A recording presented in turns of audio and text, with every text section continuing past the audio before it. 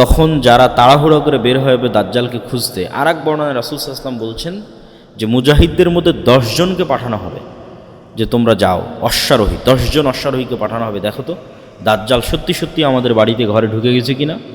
রাসূল সাল্লাল্লাহু আলাইহি ওয়াসাল্লাম বলছেন ওই 10 অশ্বারোহীর নাম, ওদের চেহারা, ওদের বাপের নাম, ওদের বংশের নাম আমি বলে দিতে পারব, যে 10 জন কারা, যে 10 জন দাজ্জালের অনুসন্ধানে বের হবে। ওরা তৎকালীন বিশ্বের সর্বশ্রেষ্ঠ ঈমানদার এবং সর্বশ্রেষ্ঠ অশ্বারোহী, যারা মদিনা থেকে বের হয়ে আসবে শাম বা সিরিয়ায়। এবং রাসূল সাল্লাল্লাহু আলাইহি ওয়াসাল্লামের আর এক হাদিসে এই যুদ্ধের কথা বর্ণনা করতে গিয়ে তিনি বলেছেন যে সেই দিন মুসলমানদের হেডকোয়ার্টার হবে গুতা নামক জায়গা, যেটি আজকের শাম বা সিরিয়ার রাজধানী দামেস্কের অতি নিকটবর্তী একটি অঞ্চল, গুতা নামক জায়গা। রাসূল সাল্লাল্লাহু আলাইহি ওয়াসাল্লাম দাজ্জালের বিষয়ে কিছু হাদিস, বিস্তারিত দাজ্জালের ভয়ঙ্কর এবং ভয়াবহ ফিতনার কিছু হাদিস তিনি তুলে ধরেছেন, যেগুলো আমরা সংক্ষিপ্ত, বেশি সময় নিব না, অল্প অল্প করে আমরা একটা দুটো হাদিস বলে আজকের আলোচনা শেষ করব ইনশাল্লাহ। ফাতেমা বিনতে কাইস রাদিয়াল্লাহু তাআলা আনহা থেকে বর্ণিত, তিনি বলেন এক সালাতের পর আল্লাহর নবী বললেন মাইকে বা মুখে, মাইকে তো না, মুখে ঘোষণা হলো যে তোমরা সবাই বসে পড়ো, রাসূল সাল্লাল্লাহু আলাইহি ওয়াসাল্লাম কথা বলবেন। তো মানুষজন সব বসে পড়ল। রাসূল সাল্লাল্লাহু আলাইহি ওয়াসাল্লাম মেম্বারে দাঁড়ালেন। মেম্বারে দাঁড়িয়ে তিনি বলতে লাগলেন যে আজকে আমি তোমাদেরকে এমন এক গল্প শোনাবো যে গল্প আমি তোমাদের সামনে অনেক করেছি। এই গল্প হচ্ছে তামিম আদ-দারির গল্প। আন্না তামিম আদ-দারি কান রাজুলান নাসরানিয়ান, যে ছিল খ্রিস্টান মানুষ, যা আফা বায়া ওয়া আসলামা, সে আল্লাহ নবীর হাতে হাত রেখে ইসলাম গ্রহণ করার পর এই ঘটনা সে আল্লাহ নবীকে শোনায়। সেই ঘটনা হচ্ছে আন্নাহু রাকিবা ফি সাফিনাতিন বাহরিয়াতিন মা সালাসিনা রাজুলাম, সে তার নিজ গোত্র এবং আর 2-3টা আরব গোত্রের 30 জন মানুষকে নিয়ে একটা নৌকায় দীর্ঘ লম্বা সফরে বের হয়। ফালাইবা বিহিমুল মাউজু শাহরান ফিল বাহরি, সমুদ্রের ঢেউ তাদেরকে 1 মাস যাবৎ এদিক ওদিকে নিয়ে যেতে থাকে। তারা কোনো লোকেশন ট্র্যাক করা, আগের যুগের মানুষ তারা এবং চাঁদ দেখে দিক নির্ধারণ করে নৌকা পরিচালনা করত, কিন্তু ঝড় বৃষ্টি ঢেউয়ে আর কন্ট্রোল করতে পারেনি যে এই নৌকা কোন দিকে যাচ্ছে।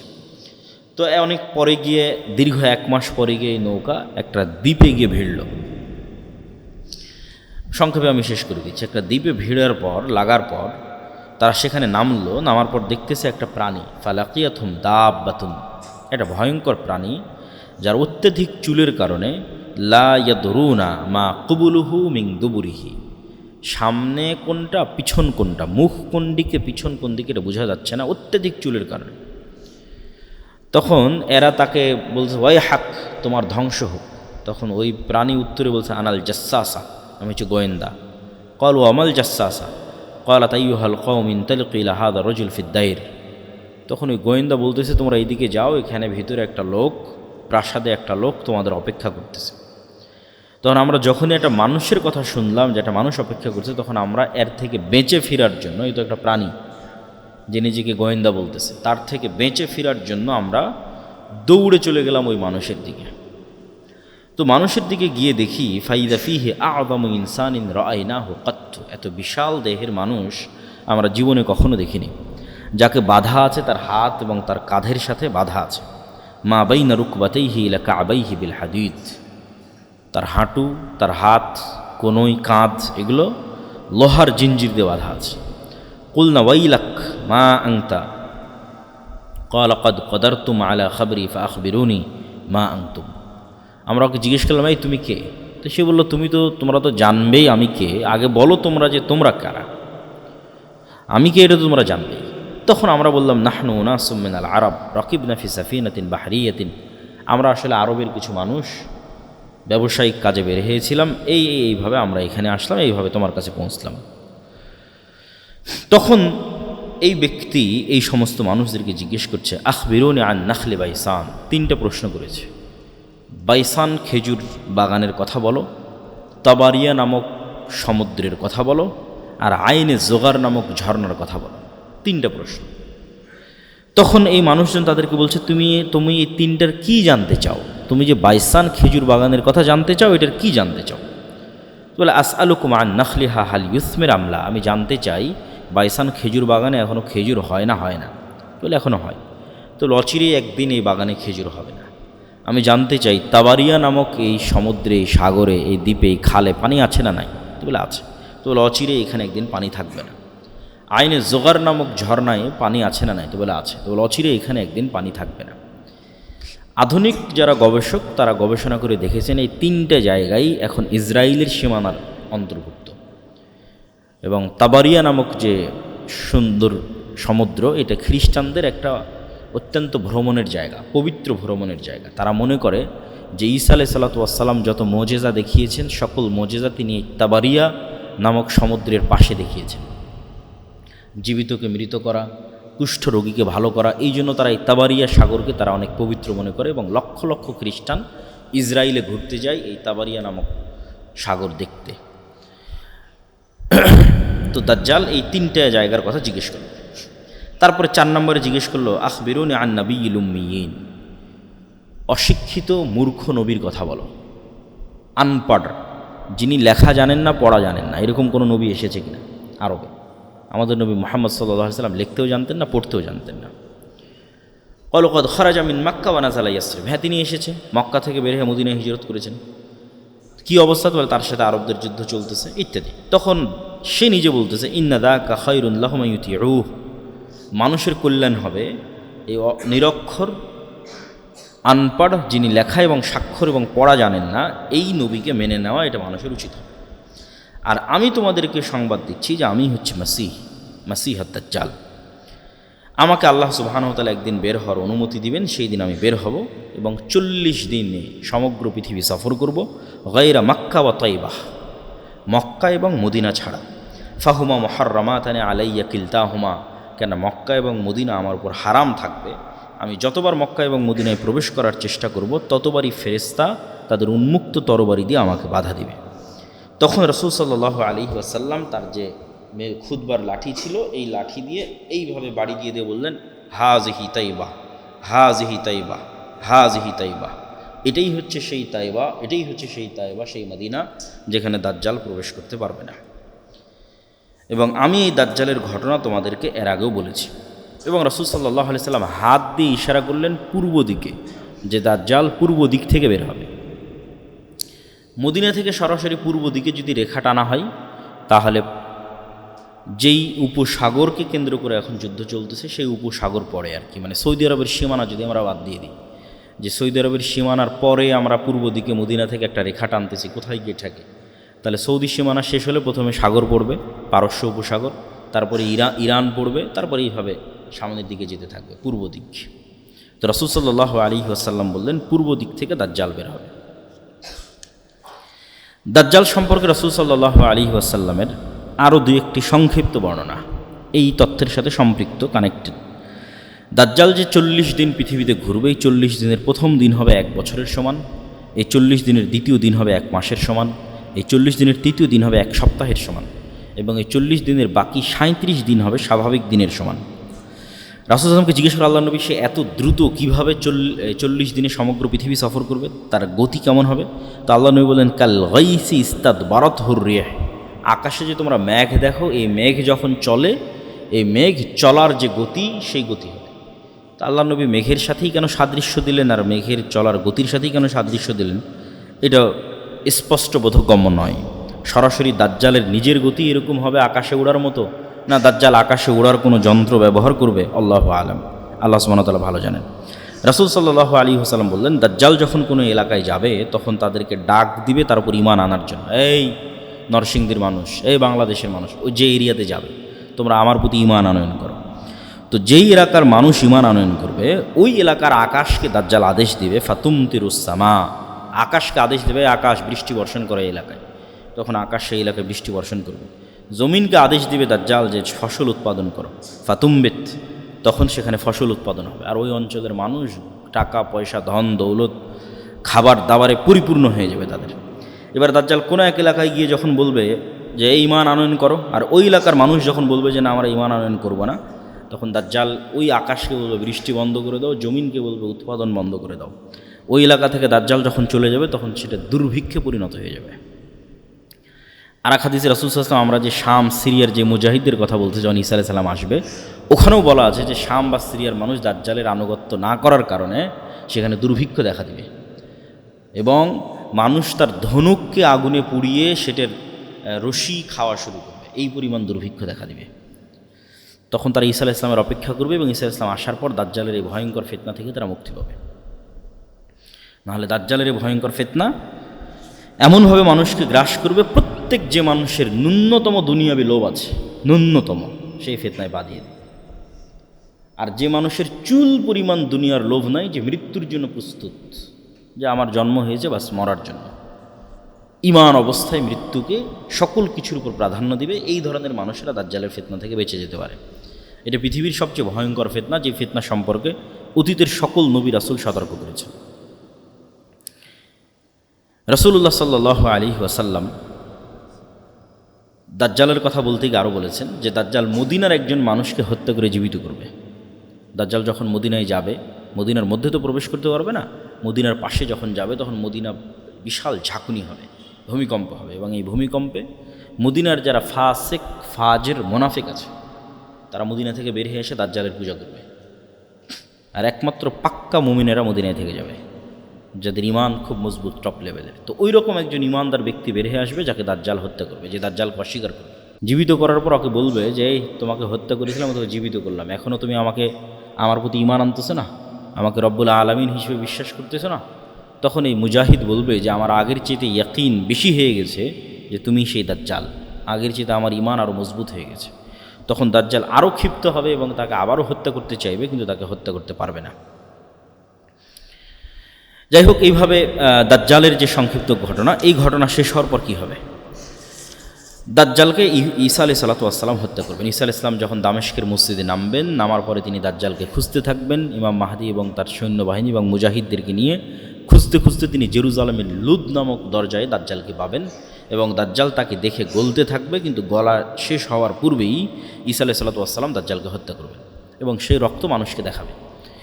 দাজ্জালকে হত্যা যখন করা হয়ে গেছে, তখন আল্লাহ সুবহানাহু ওয়া তাআলা ঈসা আলাইহিস সালামকে বলবে যে ঈসা ইবনে মারিয়াম, আমার একদল সৃষ্টিজীব আছে যাদের সাথে কেউ যুদ্ধ করে পারবে না, অতএব মুমিনদের নিয়ে, মুজাহিদদের নিয়ে তুর পাহাড়ে আশ্রয় নাও।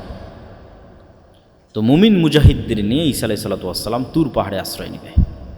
আর আল্লাহর সেই সৃষ্টিজীব কারা? তারা হচ্ছে ইয়াজুজ আর মাজুজ। তখন ইয়াজুজ এবং মাজুজ পৃথিবীতে বের হবে এবং পৃথিবীর সকল সমুদ্র, সকল নদীনালা, খাল বিল, পুকুর, ফসল ফল ফলাদি সব খেয়ে শেষ করে দেবে, কিচ্ছু বাকি রাখবে না। এবং এই ইয়াজুজ এবং মাজুজের এই ভয়ঙ্কর যে পরীক্ষা, আসলে মুসলমানদের শক্তি যে দুনিয়াবি শক্তি নয়, এটা এই জায়গাতেও প্রমাণ হয় যে একজন নবী তিনি তুর পাহাড়ে আশ্রয় নিয়ে আছে, তাকে আল্লাহ বলছে না যে তুমি যাও ইয়াজুজ মাজুজের সাথে যুদ্ধ করো, কারণ আল্লাহ আগেই বলে দিয়েছে যে আমার একদল বান্দা আছে, ইবাদান লি, আমার বান্দা, লা ইয়াদান লি আহাদিন বিকিতালিহিম, কারো ক্ষমতা নাই যে ওদের সাথে যুদ্ধ করবে। তাহলে ঈসা আলাইহিস সালামের বাঁচার রাস্তা কি? আল্লাহর কাছে কান্নাকাটি করা। একজন নবী আল্লাহর কাছে এবার কান্নাকাটি করবে, ইমাম মাহদী সহ এবং সকল মুজাহিদ সেনাবাহিনী সহ, যে আল্লাহ ইয়াজুজ মাজুজের এই বিপদ থেকে আমাদের রক্ষা করে। খাবার নাই, পানি নাই, কয়দিন এভাবে চলে। তাহলে আল্লাহর কাছে ফিরে যাওয়া ছাড়া এবং আল্লাহর আশ্রয় ছাড়া মুমিন এবং মুসলমানদের বাঁচার কোনো রাস্তা নেই। এটা নবী ঈসা জীবিত থাকা অবস্থায়, দাজ্জালের মতো এত ফিতনা অতিক্রম করার পরে, দাজ্জালকে নিজে হাতে হত্যা করার পরে এবার ঈসা আলাইহিস সালামকে আল্লাহর কাছে কাঁদতে হচ্ছে তুর পাহাড়ে।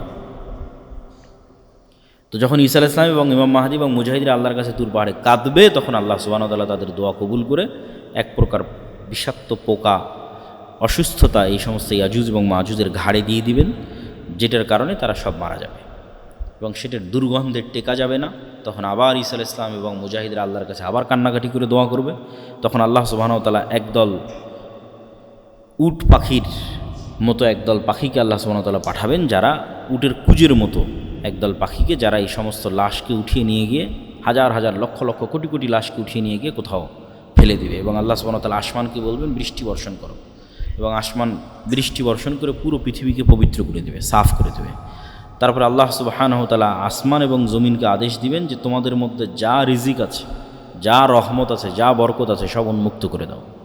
তখনই একটা ডালিম একটা গ্রাম খাবে, তখনই একটা গরুর দুধ একটা বংশ খাবে, কেননা পৃথিবীর বরকতের যেটা সর্বোচ্চ স্তর সেটাতে পৃথিবীকে পৌঁছে দেওয়া হবে। আর পৃথিবীতে যুদ্ধ বিগ্রহ বন্ধ হয়ে যাবে এবং এতদিন যুদ্ধ বিগ্রহের যা অস্ত্র ছিল সেগুলোই জ্বালিয়ে পুড়িয়ে শেষ করতে 7 বছর পার হয়ে যাবে এবং পৃথিবীতে ঈসা আলাইহিস সালামের 7 বছরের সর্বশ্রেষ্ঠ ন্যায়পরায়ণের শাসনকাল প্রতিষ্ঠা হবে, ন্যায় এবং ইনসাফের শাসন 7 বছর। এই 7 বছর পার হওয়ার পর এক মৃদু বাতাসে, যে বাতাস মুমিনদের বগলে অনুভূত হবে, সেই মৃদু বাতাসে পৃথিবীর সকল মুমিন মৃত্যুবরণ করবে। তারপরে পৃথিবীতে শুধু ফাসেক, ফাজের এবং পাপিষ্ঠরা থাকবে। এবং যেই হাদিসগুলো আপনারা শুনে থাকেন যে এক সময় মানুষ পশু পাখির ন্যায় মিলিত হবে, লজ্জা বুঝবে না, এটা হবে সেই সমস্ত মানুষেরা।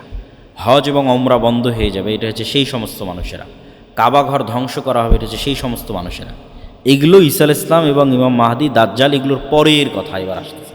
তখন পৃথিবীতে আর কোনো মুমিন বেঁচে থাকবে না, কেউ কোরআন পড়ার লোক থাকবে না, আল্লাহর নাম নেওয়ার লোক থাকবে না। সেগুলো এখন নয়, এগুলো হবে দাজ্জালের পরে, ঈসা আলাইহিস সালামের পরে, যখন আর কোনো মানুষ না আল্লাহকে চিনবে, না কোরআনকে চিনবে, না কাবাকে চিনবে, না মানুষের কোনো লজ্জা এবং হায়া থাকবে। কুকুর যেভাবে খোলা মাঠে মিলিত হচ্ছে, মানুষ সেভাবে মিলিত হবে। এই সমস্ত পাপিষ্ঠ, পাপাচারী, নিকৃষ্ট মানুষের উপর আল্লাহ সুবহানাহু ওয়া তাআলা কিয়ামত কায়েম করবে। তো এই হলো আজকে আমাদের সংক্ষিপ্ত আলোচনা যে কিয়ামতের পূর্ব মুহূর্তে এই রকমের কিছু ভয়ঙ্কর এবং ভয়াবহ যুদ্ধ হবে। সেই যুদ্ধটা কখন, কোথায়, কিভাবে, কোন যুদ্ধ সেটা নির্দিষ্ট করে বলা কঠিন, কিন্তু এই রকমের ভয়াবহ ভয়ঙ্কর যুদ্ধ হবে, যেটা রাসূল সাল্লাল্লাহু আলাইহি ওয়াসাল্লাম বলছেন। এবং অন্তত একটা জিনিস ক্লিয়ার, যে শাম এবং সিরিয়ার মানুষেরা ঈমানের উপর থাকবে, মদিনার মানুষেরা ঈমানের উপর থাকবে। একটা জিনিস পরিষ্কার, মদিনা থেকে মুজাহিদ বের হবে, শাম এবং সিরিয়া থেকে মুজাহিদ বের হবে, এবং তারাই মূলত ইমাম মাহদী এবং ঈসা আলাইহিস সালামের সঙ্গী হবে। এবং আরও একটা জিনিস পরিষ্কার, যে মুসলমানেরা কনস্টান্টিনোপল, ইস্তাম্বুল, তুরস্ক বিজয় করবে। যদিও মানুষের ইচ্ছা এবং কামনা হওয়া উচিত নয় যে সে এইটার অংশ হবে। কেন উচিত নয়? সকল নবী সকল উম্মতকে শিখিয়ে দিয়ে গেছে, তোমরা মাসিহাদ দাজ্জালের ফিতনা থেকে আল্লাহর কাছে পরিত্রাণ চাও। কেন ওই ফিতনায় পরীক্ষায় পাশ করার মতো ঈমান আমার এবং আপনার আছে কিনা এটা আমরা জানি না। ফলত ওই পৃথিবীতে ওই ফিতনা প্রকাশ হওয়ার আগেই যদি আমরা পৃথিবী থেকে বিদায় নিই, এটা আমাদের জন্য করলেন। কেন আমাদের টার্গেট তো জান্নাতে যাওয়া। তো এই জন্য কখন কোথায় ইমাম মাহদী বের হলো আর কখন কোথায় ঈসা আলাইহিস সালাম অবতীর্ণ হবে, এইটার পিছনে না পড়ে আমি আমার ঈমান নিয়ে কত দ্রুত পৃথিবী থেকে বিদায় নিতে পারি, আর আল্লাহ আমাকে ওই ফিতনা থেকে কত আগে পৃথিবী থেকে নিয়ে যায়, এটা মানুষের কামনা হওয়া উচিত। যে দাজ্জালের ফিতনা বের হওয়ার আগে যেন আল্লাহ আমাদের পৃথিবী থেকে যাওয়ার ব্যবস্থা করে দেয়। কেননা সেটা এক ভয়ঙ্কর এবং ভয়ানক ফিতনা হবে, যেখানে মানুষ তার ঈমান হারিয়ে ফেলবে। এবং 3টে ধর্মের মানুষ এ বিষয়ে একমত যে কিয়ামতের পূর্ব মুহূর্তে একজন মাসিহ বের হবে যে তাদের উদ্ধার করবে। ইহুদিরা অপেক্ষায় আছে একজন মাসিহ বের হবে যে তাদের উদ্ধার করবে, খ্রিস্টানরা অপেক্ষায় আছে একজন মাসিহ বের হবে যে তাদের উদ্ধার করবে, আর মুসলমানদের হাদিসে তো, কোরআনে তো বলাই আছে যে একজন মাসিহ বের হবে যে মুসলমানদের উদ্ধার করবে। সেই মাসিহকে, মাসিহ মানে উদ্ধারকারী, সেই মাসিহ, মাসিহাদ দাজ্জাল, সেই মাসিহ ঈসা মাসিহ। ঈসার নামেও মাসিহ আছে, দাজ্জালের নামেও মাসিহ আছে। মাসিহ মানে উদ্ধারকারী। মাসিহাদ দাজ্জাল না ঈসা মাসিহ? তো মূলত ইহুদিদের মাসিহ হবে দাজ্জাল। ইহুদিরা যেই মাসিহের অপেক্ষায় আছে তাদের উদ্ধার করবে, এই মাসিহ হবে দাজ্জাল। কেননা দাজ্জালের হাতে তখন পৃথিবীর সকল পাওয়ার ক্ষমতা থাকবে। মুসলমানদের হবে নিরীহ, খাবার নাই, আসমানের বৃষ্টি বন্ধ হয়ে যাবে, জমিনের উৎপাদন বন্ধ হয়ে যাবে, দুর্ভিক্ষ দেখা দিবে। তাহলে এই দলে তো আর কেউ অত সহজে যাবে না। মানুষ তো সবসময় ক্ষমতার পিছনে ছুটে, যার কাছে টাকা পয়সা, যার কাছে ধন দৌলত, ছেলের পিছনে ছুটে। তাহলে ইহুদিদের মাসিহ কে হবে? দাজ্জাল।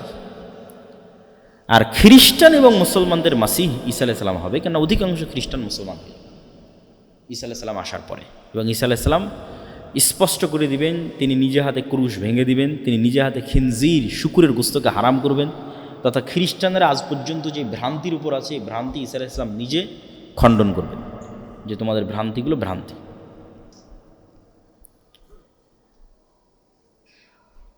আর রমজান মাসকে সামনে রেখে আমাদের যে করণীয় কাজ, সেই করণীয় কাজের মধ্যে সবচেয়ে জরুরি কাজ, 1 নম্বর জরুরি কাজ, যেটা রমজানে কোনো মতেই মিস দেওয়া উচিত নয়, সেটা হচ্ছে 5 ওয়াক্ত সালাত। স্বাভাবিকভাবেই দেওয়া উচিত নয়, কিন্তু আমি সিয়ামও পালন করছি আবার সালাত আদায় করি না, এই সিয়ামের কোনো গুরুত্ব নাই, এই সিয়ামের কোনো দাম নাই। দাজ্জাল যখন আসবে তখনও সাহাবীরা রাসূল সাল্লাল্লাহু আলাইহি ওয়াসাল্লামকে জিজ্ঞেস করল, আল্লাহ নবী সালাত কেমনে হবে? একদিন যদি 1 বছর হয়, সালাত কেমনে? তাহলে দেখেন সাহাবীদের মাথায় সালাত কিভাবে ঢুকে আছে, যে দাজ্জালের ফিতনার ভয়ে ভীত হয়ে অন্য কোনো প্রশ্ন নয়, তাদের মাথায় প্রথম ক্যাচ করেছে সালাত। ঈসা আলাইহিস সালাতু ওয়াস সালাম যখন তার মায়ের কোলে, ফাআশারাত ইলাই ক্বালু কাইফা নুকাল্লিমু মান কানা ফিল মাহদি সাবিয়্যা ক্বালা ইন্নী আব্দুল্লাহ আতানিয়াল কিতাবা ওয়া জাআলানি নাবিয়্যা। ঈসা আলাইহিস সালাম বললেন মায়ের কোল থেকে যে আমি আব্দুল্লাহ, আল্লাহর বান্দা, আল্লাহ আমাকে নবী করেছে। ওয়া জাআলানি মুবারাকান আইনামা কুনতু, আর আমি যেখানেই থাকি না কেন আমি বরকতময়। ওয়া আওসানি বিস-সালাতি ওয়াজ যাকাতি মা দুমতু হাইয়্যা, আর আমার আল্লাহ আমাকে আদেশ দিয়েছে যেন আমি মরা পর্যন্ত সালাত আর যাকাত দিই, সালাত আদায় করে এর যাকাত দিই। কোরআনের আয়াত। যে ঈসা আলাইহিস সালাম যখন ছোট্ট শিশু, তখন উনি মায়ের কোল থেকে বলতেছেন যে আল্লাহ তাকে আদেশ দিয়েছে যেন তুমি সালাত আদায় করো, এবং আল্লাহ তাকে আদেশ দিয়েছে যেন তুমি যাকাত দাও। তাহলে সালাত কত গুরুত্বপূর্ণ হতে পারে। ইব্রাহিম আলাইহিস সালাতু ওয়াস সালাম তার কওমের জন্য, তার পরবর্তী প্রজন্মের জন্য যে কয়েকটা দোয়া করেছে, তার মধ্যে 2টা দোয়া সবচেয়ে গুরুত্বপূর্ণ। রব্বি জাআল হাযাল বালাদা আমিনা ওয়াজনুবনি ওয়া বানিয়া আন না'বুদাল আসনাম। আল্লাহ, এই যে শহর মক্কা শহর, এটাকে নিরাপদ করে দেন কিয়ামত পর্যন্ত, আর আমার পরবর্তী প্রজন্ম যেন ভুলেও মূর্তি পূজক না হয়। তাহলে মূর্তি পূজা কতটা শিরক, কতটা ভয়ঙ্কর খারাপ জিনিস, যে ঈসা আলাইহিস সালাম তার পরবর্তী প্রজন্ম জন্য যে গুরুত্বপূর্ণ দোয়াটা করতেছেন, সেখানে তিনি জায়গা দিচ্ছেন যেন তার পরবর্তী প্রজন্ম মূর্তি পূজক না হয়, মানে শিরক না হয়। আর আরেকটা কি দোয়া করছেন? রব্বি জাআলনি মুকিমাস সালাহ ওয়া মিন যুররিয়াতি। আল্লাহ, আমি যেন সালাত আদায়কারী হই, আর আমার পরবর্তী প্রজন্ম যেন সালাত আদায়কারী হয়, আমার পরবর্তী প্রজন্ম যেন বেনামাজি না হয়। তাহলে মুসলমানের জন্য পৃথিবী থেকে বিদায় নেওয়া এমতো অবস্থায় যে সে বেনামাজি, এমতো অবস্থায় যে সে কোরআন জানে না, কোরআন পড়ে না, বিনা সালাত বিনা কোরআনে মুসলমানের পৃথিবী থেকে বিদায় নেওয়া উচিত নয়। 2টা জরুরি জিনিস মুসলমানকে নিশ্চিত করতেই হবে তার হায়াত থাকা পর্যন্ত। 1, সে সালাত আদায়কারী হবে, 2, সে কোরআন পড়া জানবে এবং কোরআন পাঠকারী হবে। তাহলে রমজান মাসের 1 নম্বর জরুরি কাজ 5 ওয়াক্ত সালাত, 2 নম্বর জরুরি কাজ কোরআন। মুসা আলাইহিস সালাতু ওয়াস সালামের কওমকে যখন তাওরাত দেওয়া হলো, তোরাহ বলে ইহুদিরা উচ্চারণ করে, যে তোরাহ, যখন তাওরাত দেওয়া হলো, তখন এই তাওরাত যেন তারা মানে, এই জন্য তুর পাহাড়, যে তুর পাহাড়ে ঈসা আলাইহিস সালাম আশ্রয় নেবে, যে তুর পাহাড়ে এই মুসা আলাইহিস সালাম ইবাদত করেছেন 40 রাত আল্লাহর, 40 ওয়া ইয ওয়া'আদনা মুসা 40 লাইলা, 40 রাত ইবাদত করেছে মুসা আলাইহিস সালাম তুর পাহাড়ে। এই তুর পাহাড়কে আল্লাহ ইহুদিদের মাথার উপর তুলে ধরেছে, তুলে ধরে বলছে, হয় তাওরাত মানার ওয়াদা কর, না হলে পাহাড় ছেড়ে দিয়ে এখনই হত্যা করে দিলাম, এখনই ধ্বংস করে দিলাম। তখন বানু ইসরাঈল বলছে, ঠিক আছে, আমরা তাওরাত এবং তাওরাতে যা আছে এটা মানব। তো প্রত্যেক উম্মতের উপর যে গজব এসেছে, সে গজব আসার কারণ হচ্ছে ওই উম্মতের উপর পাঠানো কিতাবকে না মানা। তাওরাত যদি না মানে তো পাহাড় ছেড়ে দিয়ে আল্লাহ ধ্বংস করে দেবে। তাহলে উম্মতে মুহাম্মাদির উপর গজব আসবে যদি তারা কোরআনকে অবহেলা করে। আর উম্মতে মুহাম্মাদির উপর গজব নূহ আলাইহিস সালামের কওমের মতো বন্যার আকারে হবে না, লূত আলাইহিস সালামের কওমের মতো শহর উল্টিয়ে দেওয়া হবে না, আদ সামুদের মতো বিকট আওয়াজ বা ঝড়ো বাতাসে পরিপূর্ণ ধ্বংস হবে না। তাহলে উম্মতে মুহাম্মাদির উপর গজব কি? উম্মতে মুহাম্মাদি যদি কোরআন অবহেলা করে, বা আমি গজবে আছি কিনা এজ এ উম্মতে মুহাম্মাদি,